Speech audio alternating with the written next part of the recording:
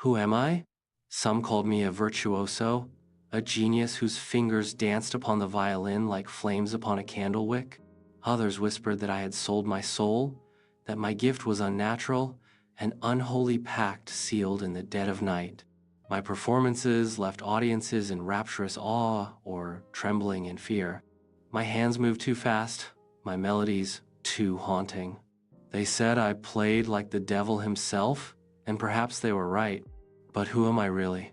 Born in 1782 in Genoa, Italy, I emerged into a world that was not prepared for me.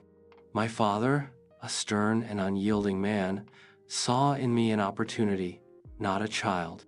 From the earliest age, my days were consumed by the relentless discipline of the violin. I practiced until my fingers bled, until my body ached, until exhaustion clawed at my vision. Music was not just my talent, it was my prison, my salvation, my curse. By the age of 7, I was performing in public. By 12, I was outpacing my teachers. No technique was beyond my grasp, no composition too challenging.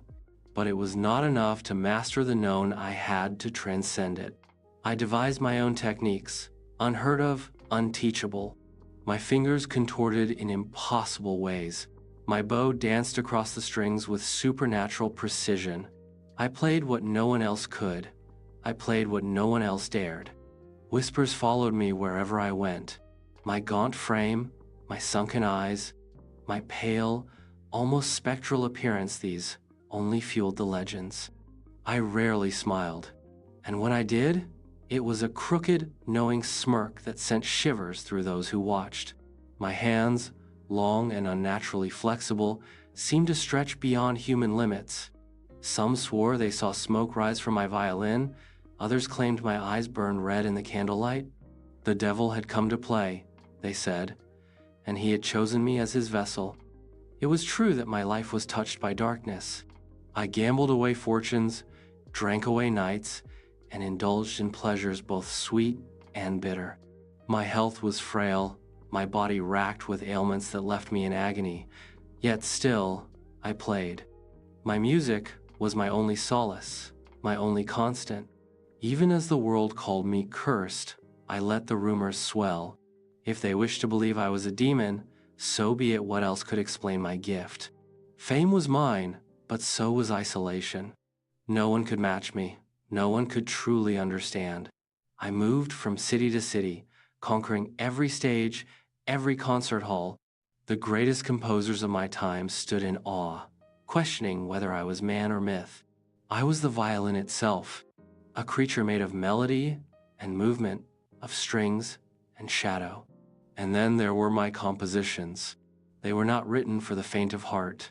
My caprices, my concertos, each note demanded mastery beyond comprehension.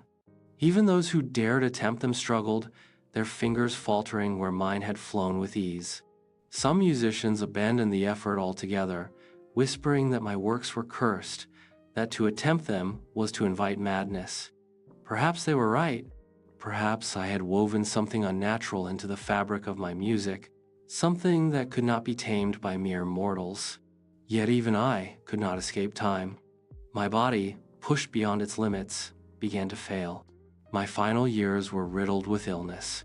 My once commanding presence reduced to a mere whisper of what had been. When death came for me in 1840, the church denied me burial in consecrated ground. They feared me in life, they feared me in death. My remains wandered, unburied, unwanted, just as I had been in life. It was years before I was finally laid to rest. But my story does not end there. My music transcended my mortal body, my compositions reaching across centuries, played by those who sought to understand my mastery. Even today, violinists struggle to recreate the impossible. Was it my technique, or was it something beyond human comprehension? The questions persist, as does my legacy. I was more than just a performer. I was a revolution. I redefined the boundaries of music, of human capability. They feared what they could not explain, but they could not ignore it. My compositions, my caprices, my concertos, each note carries my essence. each melody a whisper of my presence. The violin was not an instrument to me, it was an extension of my soul, a voice that spoke when words failed. And the mystery remains. What gave me my gift? Was it divine? Or was it, as they whispered, infernal? Even as my bones turned to dust, my legend grew, shadowed by superstition and intrigue. My hands, they said, were unnatural, as if molded by forces unknown. My talent, they claimed, could not be of this world. I let them believe. Perhaps it was better that way. And so, I ask you, when you hear my music, when the notes wrap around your soul and send shivers down your spine, do you hear me?